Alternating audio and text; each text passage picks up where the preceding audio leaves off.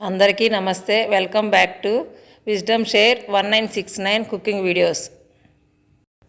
ఈ వీడియోలో పిల్లలకి పెద్దలకి ఎంతో ఇష్టమైన క్రిస్పీ ఇడ్లీ బైట్స్ తయారు చేసే విధానం చూద్దాం. ఈ బౌల్లో 250 గ్రాముల ఇడ్లీ పిండిని తీసుకొని దీంట్లో 2 కప్పుల బియ్యం పిండి, 2 టీ స్పూన్ల కారము,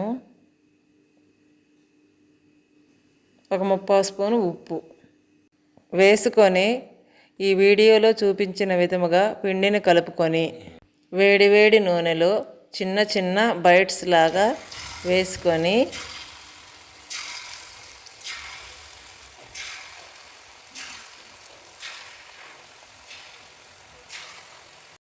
వీటిని గోల్డ్ కలర్ వచ్చే అంతవరకు వేయించుకొని ఒక సపరేట్ ప్లేట్లోకి సర్వ్ చేసుకోవాలి.